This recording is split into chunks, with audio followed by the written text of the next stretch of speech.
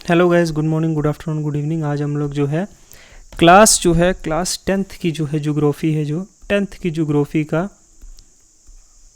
Chapter number 1 करने जा रहे हैं। ठीक है, चैप्टर नंबर 1 जिसका नाम है रिसोर्सेज एंड डेवलपमेंट। ओके, ठीक है, तो सब शुरू करते हैं। Everything available in our environment which leads to satisfy our needs provided it is technology accessibility ये है, economically feasible and culturally acceptable can be termed as resources.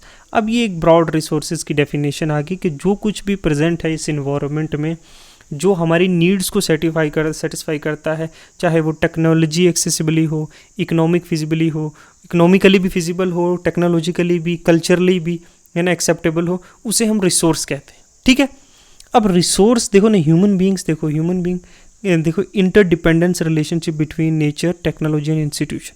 Human beings ये है, ये ह्यूमन बींग्स है। अब फिजिकल इन्वायरमेंट से, nature से, ठीक है, टेक्नोलॉजी से और इंस्टीट्यूशन से, ये तो इंटरडिपेंडेंट हैं ये तीनों चीज़ें।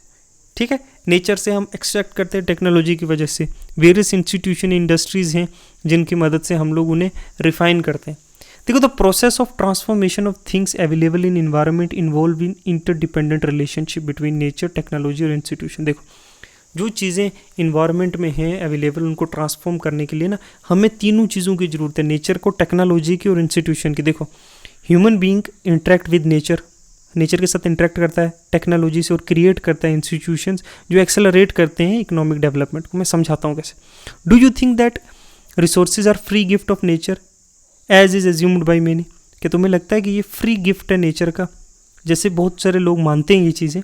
दे आर नॉट, वो नहीं है। Resources are the functions of human activities. Resources क्या है? फंक्शंस। देखो कैसे, human being themselves are essential component of resource.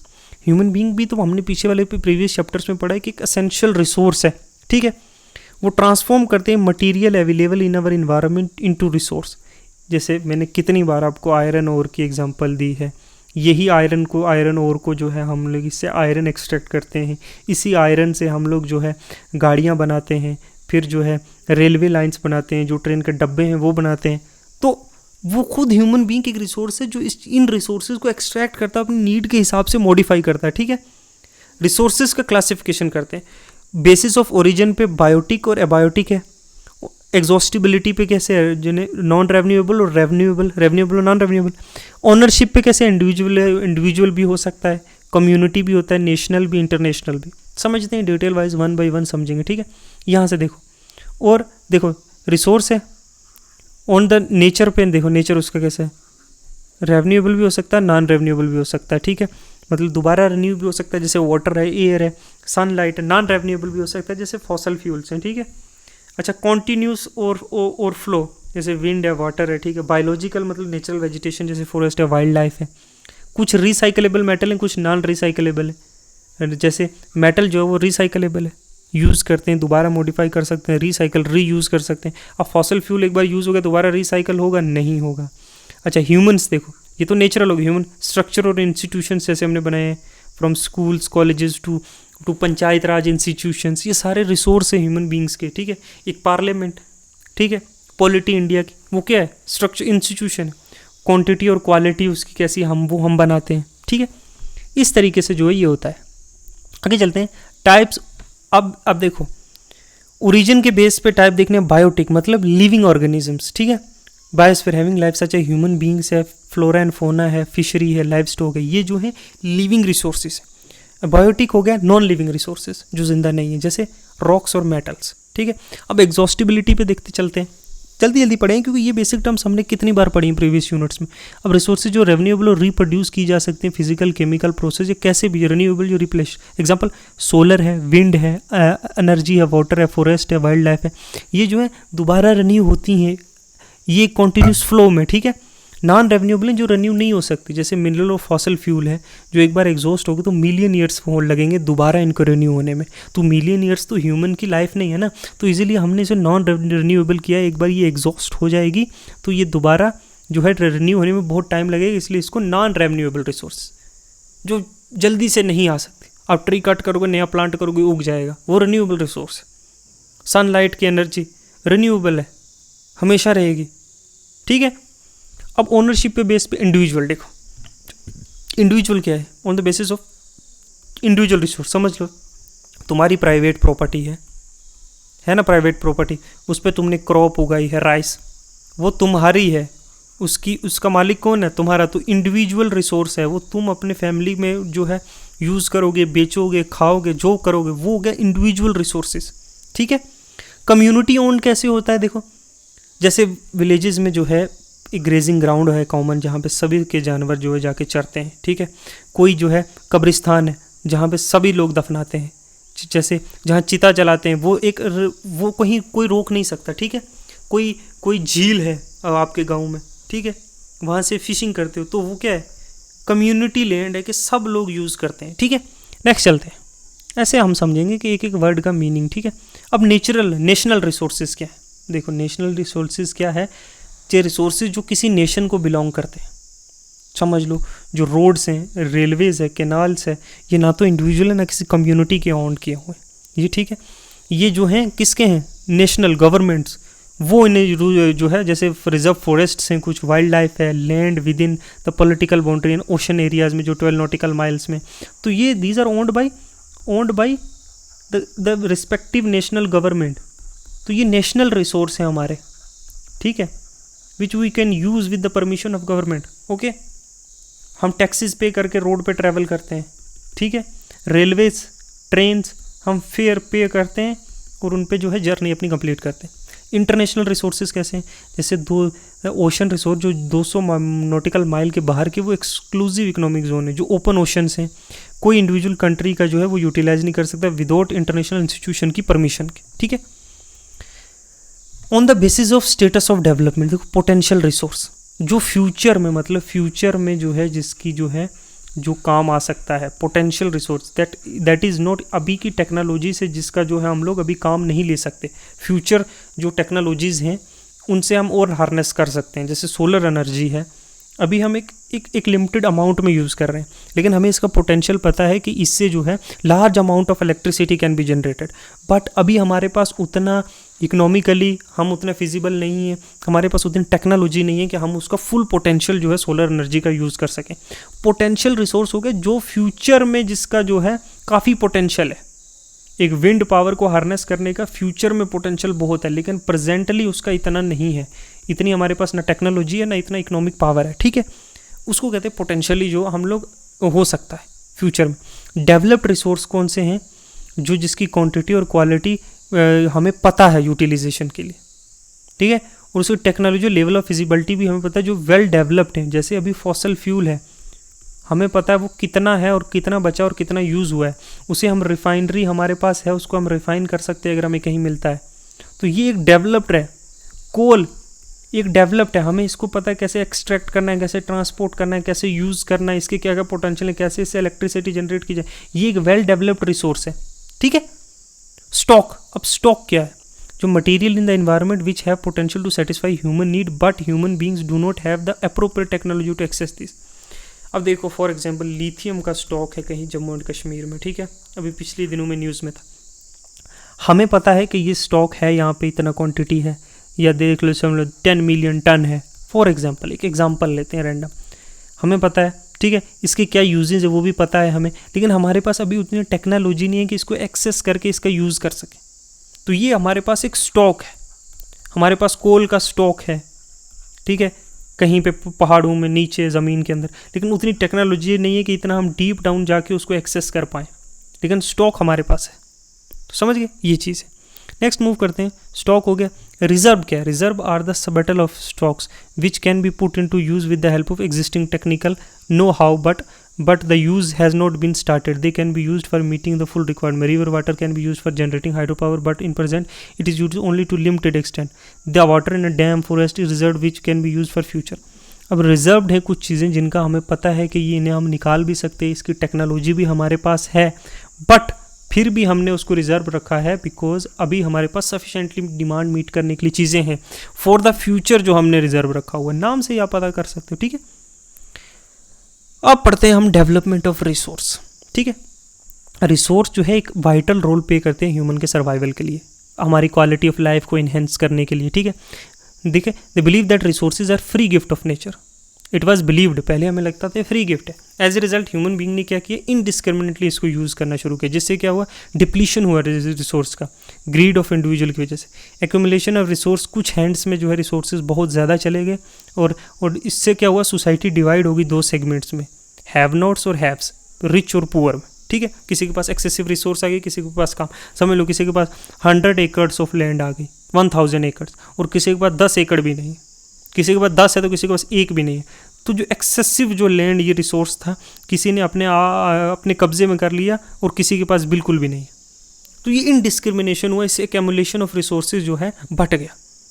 Indiscriminate exploitation of resources have led to global ecological crisis, जैसे global warming, ozone depletion, environment pollution, land degradation. और हमने जो है ऐसे फ्रेश वाटर्स को इतना ज़्यादा एक्सेसिबली यूज़ किया है कि अब पूरी दुनिया में वाटर स्कार्सिटी हो गई है।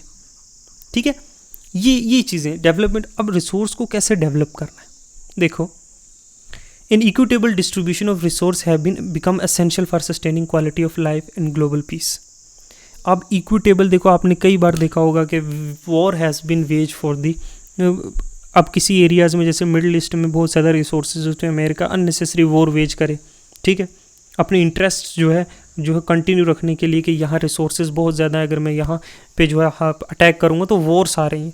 तो हमें जो है रिसोर्सेज को इक्वली डिस्ट्रीब्यूट करना पड़ेगा ताकि ग्लोबल पीस के लिए नेसेसरी और लोगों की life of quality of life enhance करने के लिए। You see in African country the poors people because they have resource but they don't have technology to harness that. ठीक है,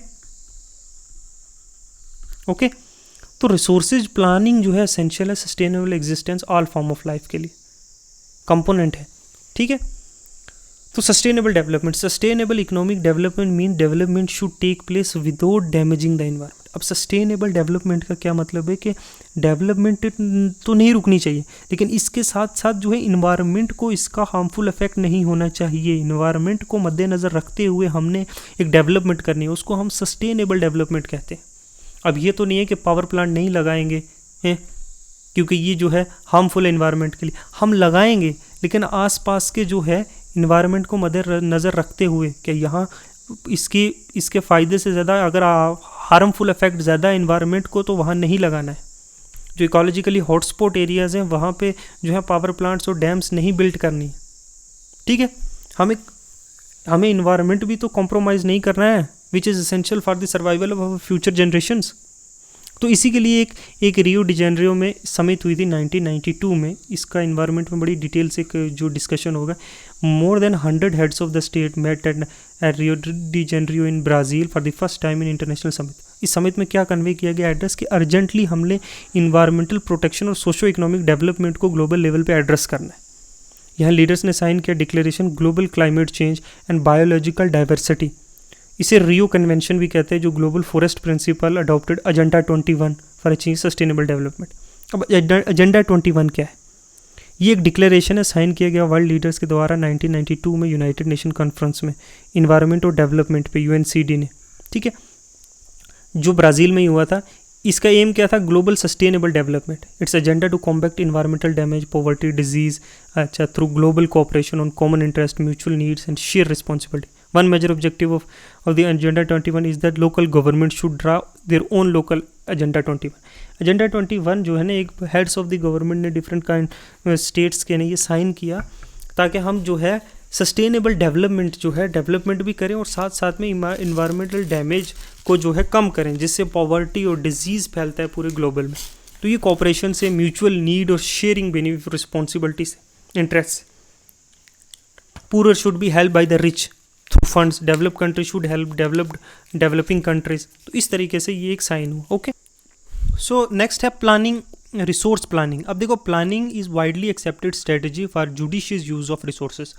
अब रिसोर्स कोई भी हो, प्लानिंग नेसेसरी है किसी भी चीज़ के लिए। अगर हम अननेसेसरली यूज़ करेंगे तो क्या होगा, उसकी वो जो है वेस्ट हो जाएगा ना। इंडिया जैसी कंट्री में which has enormous diversity and ability of resource, there are regions in which rich in certain types of resources but are deficient in some other resources। कुछ एरियाज़ हैं इंडिया के जहाँ पे कुछ रिसोर्सेज तो बहुत ज़्यादा और कुछ बिल्कुल भी नहीं है।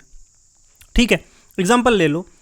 ठीक है, कहीं पे वाटर की स्कार्सिटी है, ठीक है, एबंडेंस लैंड है ना, बट वाटर नहीं है तो उसका कल्टीवेशन के लिए प्रॉब्लम हो रही है। ठीक है, कहीं पे जो है लैंड बहुत है ना, बट क्या है, वाटर नहीं है, ठीक है। तो आयरन है, कोल नहीं है, ठीक है, आयरन कोल सब है, ट्रांसपोर्टेशन के लिए रोड्स नहीं है, ठीक है। तो ये चीज़ें हैं। और कहीं पे जो है, और कुछ एरिया जो है वो सेल्फ सफिशिएंट है, मतलब सारे टाइप्स के रिसोर्सेज हैं, एबिलिटी ऑफ रिसोर्सेज भी हैं, और कुछ रीजन है जहाँ शॉर्टेज है कुछ वाइटल रिसोर्सेज की। हम एग्जांपल लेते हैं, जैसे स्टेट है झारखंड, छत्तीसगढ़, मध्य प्रदेश, वो जो है मिनरल्स और कोल डिपॉजिट में तो रिच है। वहीं अरुणाचल प्रदेश देख लो कि पानी का रिसोर्स है लेकिन इंफ्रास्ट्रक्चर नहीं है उसको डेवलप करने के लिए, ठीक है। अब स्टेट देख लो, जैसे राजस्थान है जिसमें सोलर और विंड एनर्जी है लेकिन वाटर रिसोर्स नहीं है, ठीक है। वहीं कोल्ड डेजर्ट ऑफ लद्दाख है जो आइसोलेटेड है from rest of the country, यहाँ रिच कल्चरल हेरिटेज है लेकिन पानी, इंफ्रास्ट्रक्चर, ये चीज़ वाइटल मिनरल्स जो है नहीं है। So this is called as balance resource planning at national, state and regional level.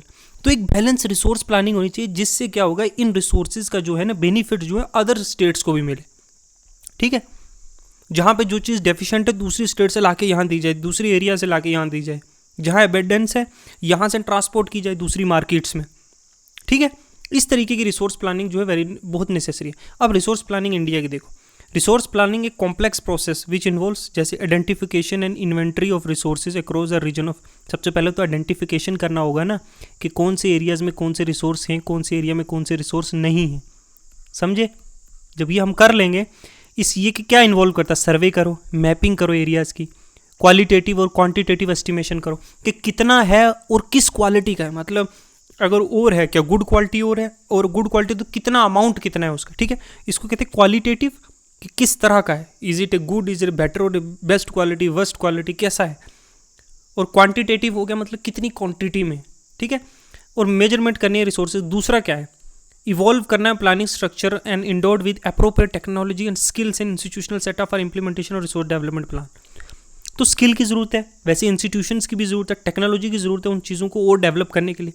और matching the resource development plan with overall national development plan. और ये रिसोर्स डेवलपमेंट प्लान जो है इसको मैच करना हमने नेशनल लेवल पे भी, ठीक है। अब देखो, India has main concentrated efforts for achieving the goal of resource planning right from the first 5 year plan launch after independence. लेकिन इंडिया ने इस चीज़ में बहुत अच्छा किया। उन्होंने फर्स्ट 5 ईयर प्लान जो इंडिया जब इंडिपेंडेंट हुआ था 1947 में, उसके बाद जो है इसमें उन्होंने ये चीज़ का ध्यान रखा था, ठीक है। जैसे कि देखो, एबिलिटी ऑफ रिसोर्स जो है नेसेसरी है condition for development of any region. देखो, रिसोर्स होंगे तो इस रीजन का डेवलपमेंट होगा, ठीक है। लेकिन मेयर खाली एबिलिटी ऑफ रिसोर्स जो है ना होने से जो है वहाँ और रिसोर्सेज हों और टेक्नोलॉजी ना हो उसको हार्नेस करने के लिए, इंस्टीट्यूशन ना हो उसको डेवलपमेंट करने के लिए, तो भी उस रिसोर्स का फ़ायदा नहीं। जैसे बहुत सारे रीजन हैं इंडिया के जहाँ रिसोर्सेज बहुत सारे हैं लेकिन वो इकोनॉमिकली बैकवर्ड हैं आज भी रीजन्स, छत्तीसगढ़, झारखंड के बहुत सारे एरियाज क्योंकि उनको रिसोर्स कर्स भी बोलते हैं। वहीं कुछ रीजन्स हैं जहाँ रिसोर्सेज पुअर हैं लेकिन इकोनॉमिकली डेवलप्ड है। वो क्या रीज़न है इसका, देखो हम पढ़ते हैं The history of colonization revealed that the rich resources in colonies were the main attraction for the foreign invaders. ठीक है, the primary high level of technological development of the colonizing countries that helped them to exploit the resources of other region and establishment their resource supremacy over the colonies. अब देखो, colonisers के ना खुद की country में resources इतने नहीं थे लेकिन उनके पास टेक्नोलॉजी थी हार्नेस करने की, तो उन्होंने क्या किया, रिसोर्सेज रिच कंट्री को कॉलोनाइज की और वहाँ से जो अपनी टेक्नोलॉजी की मदद से वहाँ से जो है रिसोर्सेज निकाले और अपनी कंट्री में लेके वहाँ डेवलप किया। लेकिन therefore resources can contribute to development only when they accompany by appropriate technological development और इंस्टीट्यूशनल चेंज। हमारे पास पर्टिकुलर इंस्टीट्यूशंस होने चाहिए, वैसे इंडस्ट्रीज़ होनी चाहिए, वैसे हाईवेज होनी चाहिए, वैसी टेक्नोलॉजी होगी, तभी हम जो है अगर हमारे पास रिसोर्सेज नहीं भी हैं तो भी हम दूसरी एरिया से उसको ट्रांसपोर्ट करके अपने यहाँ लाकर उसको अपना डेवलपमेंट कर सकते हैं, ठीक है। इंडिया ने क्या एक्सपीरियंस किया, different phase of colonization. Therefore India's development in general and resources development in particular does not only involve ability of resources but also the technology, quality of human resource और historical experience of people. हमने different type का colonial experience लिया है तो हमें ये चीज़ों की जानकारी कि हमारे सिर्फ रिसोर्सेज होना ही जो है ज़रूरी नहीं है। हमें वो अंडरस्टैंडिंग आई एक रिसोर्स प्लानिंग से कि हमारे को टेक्नोलॉजी होनी चाहिए, हमारे पास बेटर ह्यूमन रिसोर्स होगा, स्किल होगी लोगों के पास, तभी हमें रिसोर्सेज का फ़ायदा ले सकते हैं। We have learn this from the किससे, ड्यू टू हमारे कॉलोनियल पास्ट की वजह से। अब समझते हैं कि रिसोर्सेज को कंजर्व कैसे करना है।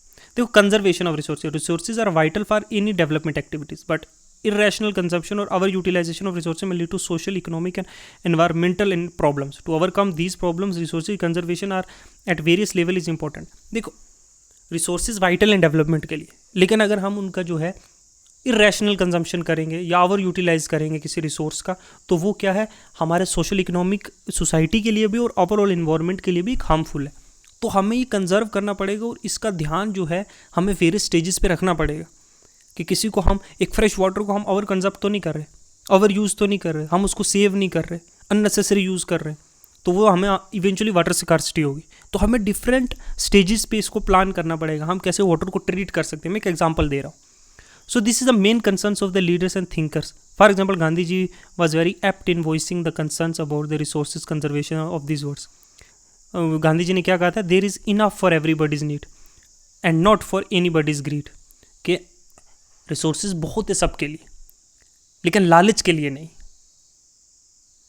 उन्होंने क्या किया, ग्रीड और सेल्फिशनेस को जो है इंडिविजुअल की को एक्सप्लॉइटिव नेचर बताया of modern technology as a root cause for resources depletion at the global level.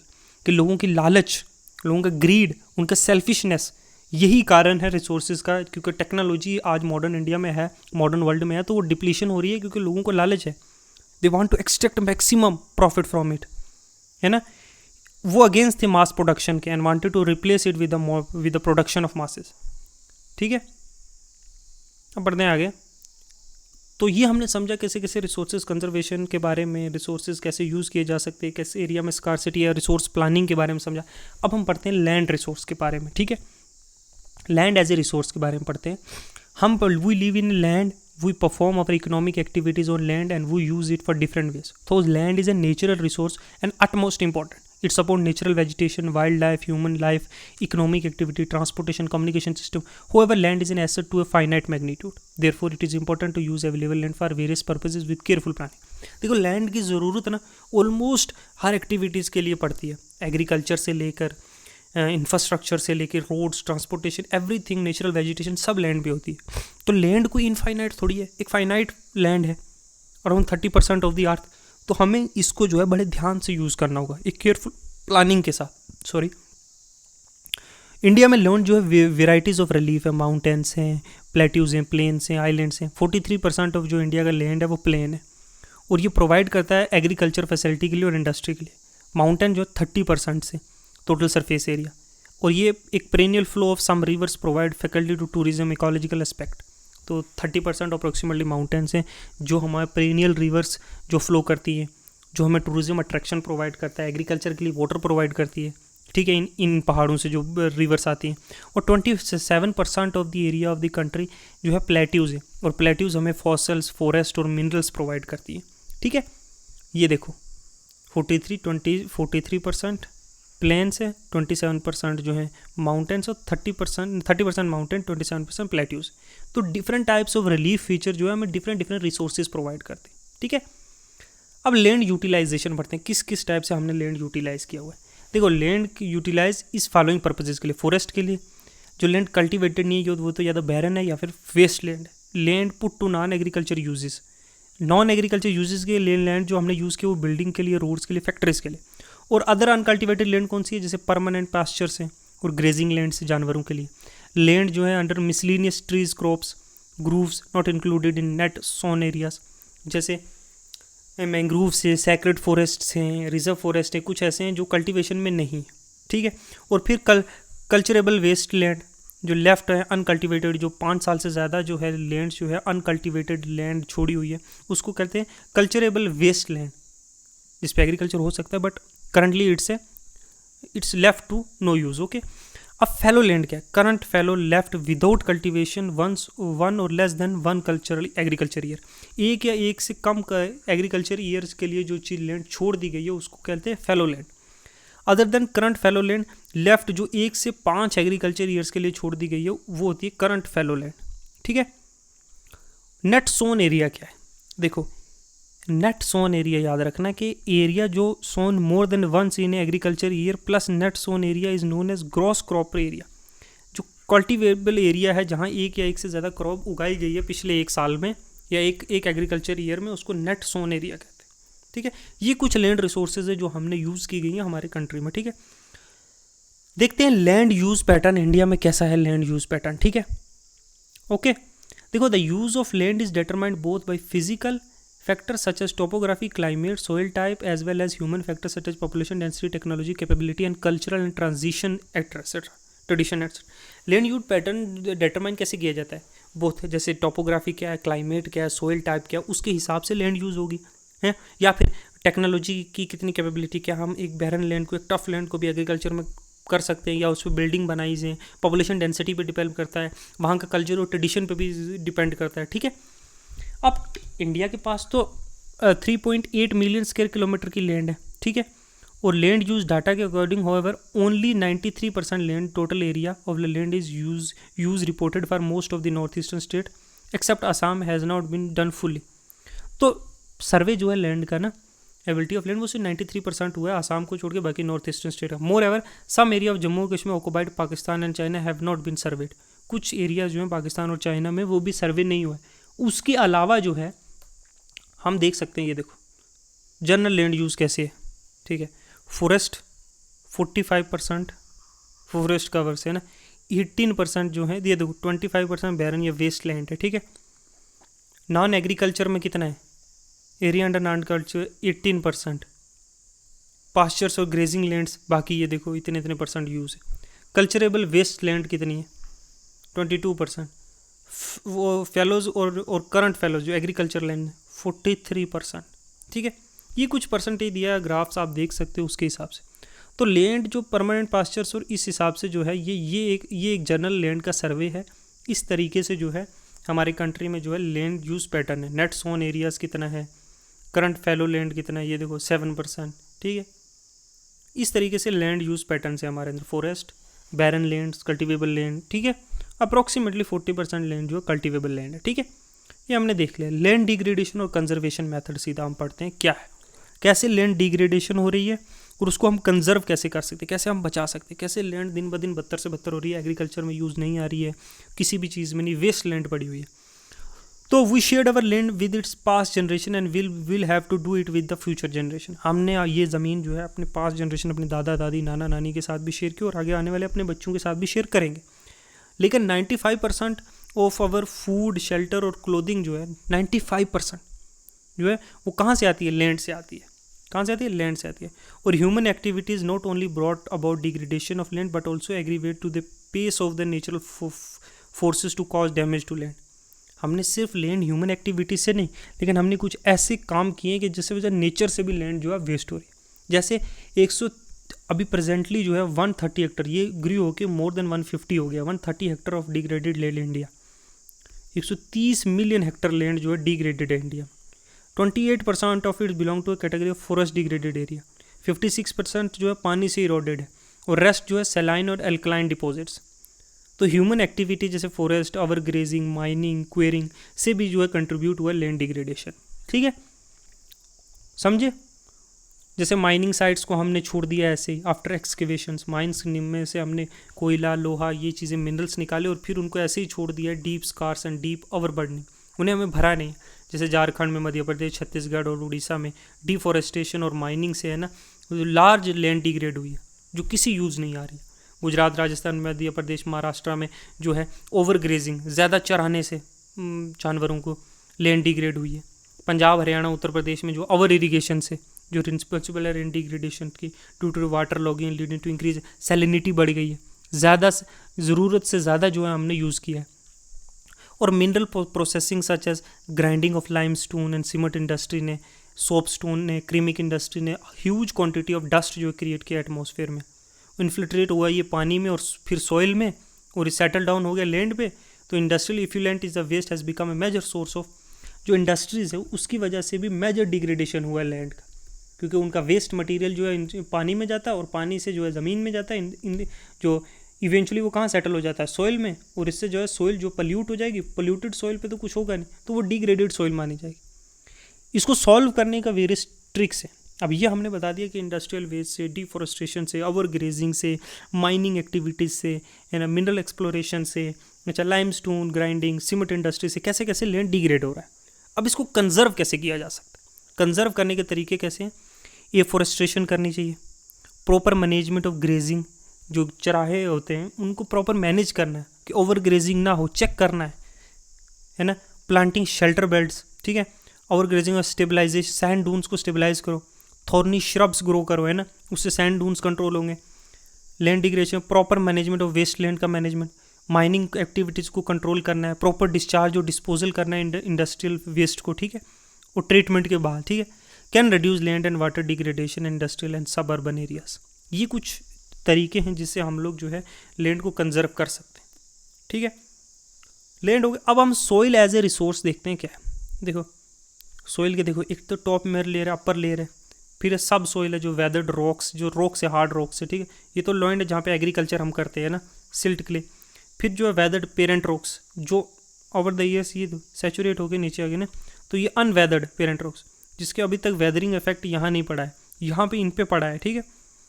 ये कुछ लैंड की टाइप्स हैं, छोड़ दो आप। अब पढ़ते हैं हम क्लासिफिकेशन, जो है सॉइल की क्लासिफिकेशन, कौन कौन सी टाइप की सॉइल्स होती हैं। इंडिया के रिलीफ फीचर हमने पढ़े, land form, climate, realms, vegetation type. अब ये कंट्रीब्यूट कैसे करता है लैंड फॉर्म को, क्लाइमेटिक कंडीशन, उसकी वेजिटेशन, डेवलपमेंट किसी भी सॉइल का, ठीक है। सबसे पहला हम देखेंगे एलुवियल सॉइल, ओके। ये most wide spread and important soil है। In fact the entire north India plain जो है वो एलुवियल सॉइल से बना हुआ है। क्यों? They have been deposited by important Himalayan rivers, जैसे गंगा, ब्रह्मपुत्र, इंडस ने, ये जो है पहाड़ों से लेकर आए मिट्टी को और वो आके यहाँ पे जो है इन्होंने डिपॉजिट कर दिया plains of Ganga and Brahmaputra. ये कहाँ से? Rajasthan, Gujarat, through the narrow corridor. और एलुवियल सॉइल जो है ईस्टर्न कोस्ट प्लेन पे भी पाई जाती है, जैसे डेल्टा, महानदी, गोदावरी और कृष्णा है।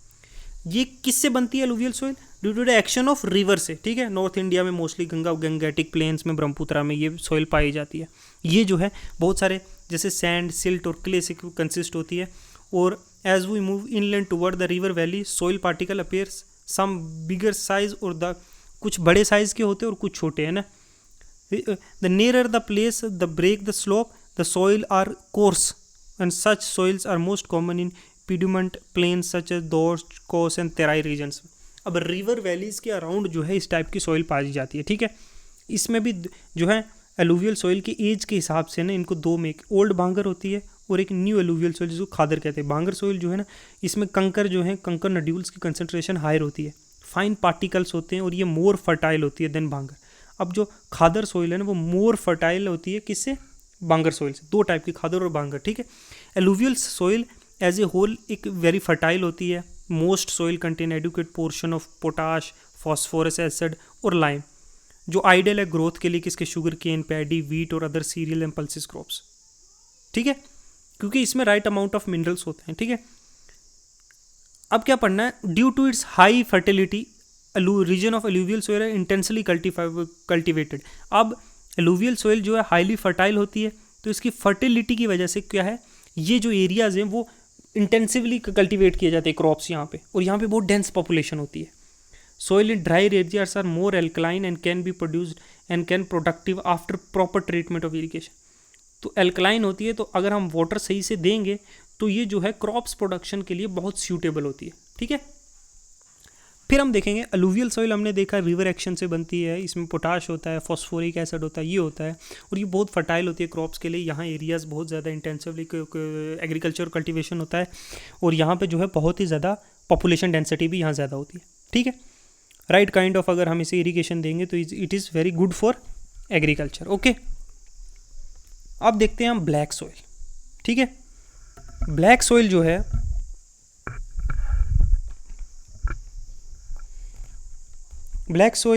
ब्लैक इन कलर होती है ऑब्वियसली, क्या चौक है, और नोन एज रगूर सॉइल। क्या? रेगुर सॉइल, रेगुर सॉइल, क्या? रेगुर सॉइल, ठीक है। ब्लैक सॉइल आइडियल किसके लिए? ग्रोइंग क्रॉप्स, कॉटन के लिए, इसलिए ब्लैक कॉटन सॉइल भी इसे कहते हैं। ये it is believed that the climate condition along with the parent rocks material are important factor for formation of black soil. Soil type जो दक्कन ट्रैप्स जो बेसाल्टिक रीजन है, लावा से स्प्रेड हुआ है, नॉर्थ वेस्ट, कहाँ पे? नॉर्थ वेस्ट ढक्कन plateau, ठीक है, ओके।